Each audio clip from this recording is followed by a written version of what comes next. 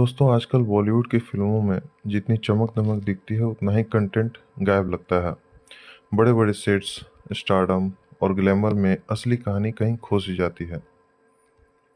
लेकिन सिनेमा सिर्फ दिखावे का नाम नहीं है। इसकी जान उन लोगों की मेहनत में होती है जो पर्दे के पीछे इसे असल बनाते हैं। वो सीन जो आपको जादू जैसा लगता है, उसके पीछे घंटों के पसीने से भरी मेहनत होती है। यही सिनेमा की असली खूबसूरती है जो इसे खास बनाती है। तो नमस्कार दोस्तों, स्वागत है आपका सिनेमा मसाला के इस खास मसाला एपिसोड में, जहां हम सिनेमा की हर छोटी बड़ी अपडेट्स से रूबरू होंगे। अगर आपको भी है सिनेमा की दुनिया से प्यार, तो क्यों करना इतना इंतजार। Well, let's get started with हरी काना। तो नाम से ही करते हैं अपनी शुरुआत। अभी हाल ही में अनिस बाज़मी की निर्देशित फिल्म नाम को चुपके से थिएटर में रिलीज किया गया, या यूं कहें कि यह फिल्म जो है टाइम ट्रेवल करके 20 साल बाद 2024 में रिलीज हो रही है। इस फिल्म के लीड रोल में अजय देवगन है, जहां उनका साथ दे रही हैं समीरा रेड्डी और भूमिका चावला। यह फिल्म आपको भी टाइम ट्रेवल करवाते हुए 2002 के उस सुनहरे और नॉस्टैल्जिक दौर में ले जाएगी, जहां फिल्म अच्छी है मगर आज के दौर में यह फिट नहीं बैठती है। अगर आप डिटेल्स रिव्यू देखना चाहते हैं तो कमेंट करें। आज के एपिसोड में विषय है दक्षिण भारतीय सिनेमा का बॉलीवुड पर प्रभाव, और इस नई साझेदारी से भारतीय सिनेमा को मिलने वाली दिशा। दिशा पटनी नहीं, अबे दिशा। साले। भारतीय सिनेमा जिसकी जड़ें गहरी और विविध हैं, हमेशा से अपनी कहानियों और कलाकारों के लिए जाना जाता है। हिंदी सिनेमा या बॉलीवुड लंबे समय तक भारतीय मनोरंजन उद्योग पर हावी रहा है, जैसा कि आप सब और हम सब जानते हैं। लेकिन एक बड़ा बदलाव देखने को मिल रहा है अब। दक्षिण भारतीय सिनेमा की फिल्में, उनके निर्देशक, उनका अनूठा दृष्टिकोण पूरे देश पर अपनी छाप छोड़ रहे हैं। अब वो मूवीज़ पैन इंडिया मूवीज़ हो रहे हैं। अब न सिर्फ पैन इंडिया बल्कि पैन वर्ल्ड, ये कहना भी अब गलत नहीं होगा। महामारी के बाद साउथ की फिल्मों का प्रभुत्व बढ़ा है।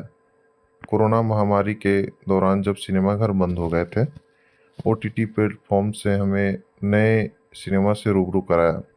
दक्षिण भारतीय सिनेमा ने इस मौके का बेहतरीन फ़ायदा उठाया। बाहुबली से शुरू हुई यह लहर केजीएफ, पुष्पा, आरआरआर, कांतारा और विक्रम तक पहुंच गई। एस राजमौली की बाहुबली, इस फिल्म ने न केवल भारत में बल्कि वैश्विक स्तर पर भारतीय सिनेमा का कद बढ़ाया। और यह हम सब जानते हैं, कटप्पा ने बाहुबली को क्यों मारा, यह सबसे बड़ा सवाल था, हर भारतीय के मन में था।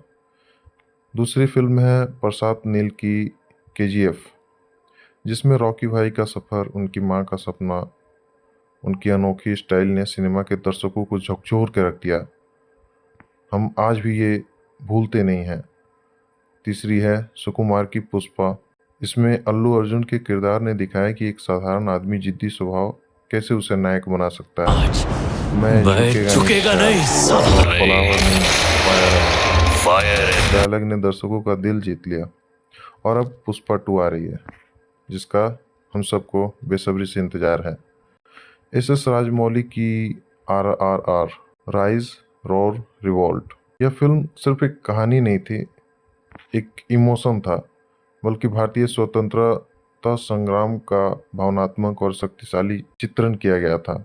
रामचरण और एनटीआर जूनियर की जो केमिस्ट्री ने दर्शकों को रोमांचित कर दिया। वहीं कम बजट में बनी ऋषभ शेट्टी की कांतारा फिल्म किसी से कम नहीं है। यह फिल्म स्थानीय कन्नड़ संस्कृति और प्रकृति की शक्तियों के साथ मानव संघर्ष को खूबसूरती से दिखाती है। बॉलीवुड ने भी इस लहर को अपनाया। शाहरुख खान की पठान ने महामारी के बाद हिंदी सिनेमा को फिर से जीवित किया। लेकिन इसके बाद आई मूवी जवान, जिसने साबित कर दिया कि दक्षिण भारतीय निर्देशकों का जादू बॉलीवुड पर चलने लगा है। जवान को तमिल निर्देशक एटली ने बनाया था। इस फिल्म ने शाहरुख खान की ज़बरदस्त रोल और एटली के स्टाइल ने दर्शकों को बांध लिया। इसमें सिर्फ एक्शन नहीं था बल्कि भावनाओं की गहराई भी थी। दक्षिण भारतीय निर्देशकों की जो मूवीज को दर्शाने की दिखाने की एक शैली है वो बहुत अनोखी है। अब सवाल उठता है कि दक्षिण भारतीय निर्देशकों में ऐसा क्या खास है जो उन्हें बॉलीवुड में इतना प्रभावशाली बना रहा है। पहला, हीरो का भव्य प्रस्तुतिकरण। साउथ के निर्देशक अपने नायकों को एक नए स्तर पर पेश करते हैं। उनकी एंट्री, डायलॉग और एक्शन सीक्वेंस दर्शकों को सीटियां बजाने पर मजबूर कर देते हैं। दूसरा, देसी कहानियों का जादू, मतलब वो बिना सिर पैर की कहानियां कुछ भी दिखा नहीं देते। हालांकि कुछ मूवीज हैं ऐसे, लेकिन फिर भी इन निर्देशकों की कहानियां भारतीय संस्कृति, संघर्ष और भावनाओं से जुड़ी होती हैं। तीसरा, इमोशन और एक्शन का संतुलन। ऐसा नहीं कि बस गाड़ियां ही उड़े जा रही हैं। उनकी फिल्मों में भव्यता के साथ साथ इमोशनल गहराइयां होती हैं। अगला है स्पेशल इफेक्ट्स।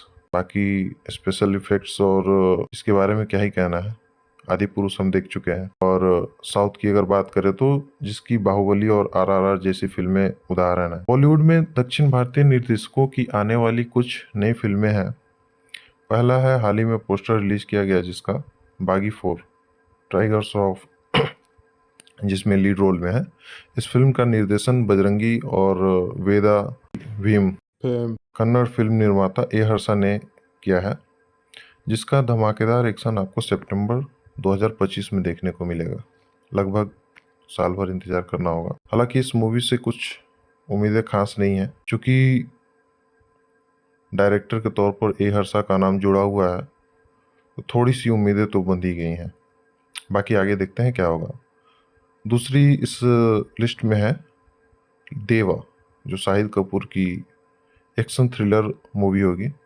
इसका निर्देशन मलयालम फिल्म निर्माता रोशन एंड्रयूज ने किया है, जो कि अगले साल वैलेंटाइन डे पर रिलीज होगी। और इस लिस्ट में तीसरे नंबर पे है जाट। सनी देओल की यह मोस्ट अवेटेड एक्शन फिल्म का निर्देशन भी क्रैक और वीरा सिम्हा रेड्डी फेम तेलुगु फिल्म निर्माता गोपीचंद मलिनेनी ने किया है, जो कि संभवतः अगले साल ही रिलीज होगी या होनी चाहिए, मे बी। Baby John. इस फिल्म में वरुण धवन मुख्य भूमिका में है, जो कि तमिल फिल्म निर्माता कालिस द्वारा निर्देशित है। आपको जानकारी के लिए बता दूं कि कालिस जवान में निर्देशक एटली के सहायक निर्देशक थे। यह फिल्म 25 दिसंबर 2024 को थिएटर में रिलीज हो रही है, मतलब अगले महीने। Last but not the list, the most awaited movie is, जिसका हम सबको इंतजार है, सिकंदर। इसमें सबसे बड़ी फिल्म सलमान खान अभिनीत सिकंदर है। इसका निर्देशन तमिल फिल्म निर्माता AR मुरुगदास ने किया है, जो कि इसके पहले गजनी, दरबार और हॉलीडे जैसी फिल्मों में अपना दमदार निर्देशन दिखा चुके हैं। फिल्म सिकंदर ईद में 2025 पर रिलीज होगी, मतलब अगले साल। और एक तड़कता भड़कता हुआ अंदर की खबर यह भी है कि सलमान खान ने हाल ही में सिकंदर के लिए ईद और होली स्पेशल डांस नंबर भी शूट किए हैं। तो यहाँ तैयार हो जाइए फ्लोर पे आग लगाने के लिए। हालांकि इनमें से कुछ फिल्में अंडर डायरेक्शन है, जो भी मैंने आपको अभी लिस्ट बताई है। वहीं अन्य फिल्में भी हैं जिनकी या तो घोषणा की गई है या उन पर काम चल रहा है। तो मैं अभी सबको कवर नहीं कर पा रहा हूँ, धीरे धीरे मैं किसी और एपिसोड में उनके बारे में बात करूँगा। ऐसा पहली बार नहीं हुआ है कि दक्षिण भारतीय निर्देशकों का प्रभाव हिंदी सिनेमा पर पड़ा हो। 80 के दशक में भी कुछ फिल्में साउथ निर्देशकों द्वारा बनाई गई थी, जो कि बॉक्स ऑफिस पे हिट रही। आज के दर्शक समझदार हो गए हैं, बड़े स्टार्स के नाम से नहीं बल्कि अच्छी कहानियों को, अच्छे निर्देशन को, अच्छी एक्टिंग को महत्व देते हैं। एक दौर था जब बड़े चेहरों की फिल्म हिट की गारंटी मानी जाने लगी थी, मगर आज छोटे चेहरे, या यूं कहें कि जिनकी कुछ खास फॉलोइंग नहीं है, उनकी फिल्म जो कि कम बजट में भी भौकाल मचा रही हैं। जैसे हनुमान, कंतारा, या फिर तुम्बाड़ को ही लेते हैं। KGF का रॉकी, पुष्पक और RRR का राम और भीम जैसे किरदार यह दिखाते हैं कि लोग अब उन कहानियों को पसंद करते हैं जिनमें भारतीयता और भावनाओं की गहराई हो। बाकी भविष्य की दिशा, बॉलीवुड और साउथ का यह तालमेल भारतीय सिनेमा को वैश्विक स्तर पर ले जा रहा है और ले भी जा सकता है आगे भी। यदि यह साझेदारी इसी तरह बनी रहे तो आने वाले समय में भारतीय सिनेमा हॉलीवुड को भी टक्कर देगा और दे रहा है। निष्कर्ष इससे यह है कि सिनेमा सिर्फ मनोरंजन का माध्यम नहीं है, यह हमारी संस्कृति, हमारी सोच, हमारे सपनों का प्रतिबिंब है। आप हॉलीवुड फिल्में देखिए तो उससे ये एक अंदाजा लगता है कि वहाँ पे कैसा कल्चर है, वो अपने कल्चर को दर्शाते हैं, तो हमारी फिल्मों को भी ऐसा ही होना चाहिए कि वो हमारे कल्चर को प्रेजेंट करे। लेकिन बॉलीवुड फिल्में ज्यादातर ऐसी नहीं हो रही हैं। ये भारतीय सिनेमा के साथ एक नई ऊंचाइयों पर ले जा सकता है। आइए हम इस बदलाव का स्वागत करें और सिनेमा को सीमाओं से परे ले जाने में योगदान दें।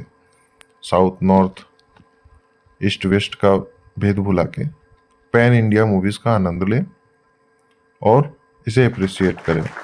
तो धन्यवाद दोस्तों। अगर वीडियो में कुछ अच्छा लगा हो तो लाइक और सब्सक्राइब करें। आप अपने सुझावों में कमेंट भी कर सकते हैं। फिर मिलेंगे किसी और अपडेट्स के साथ नेक्स्ट वीडियो में। तब तक के लिए सत श्री अकाल, आदाब और जय भोलेनाथ।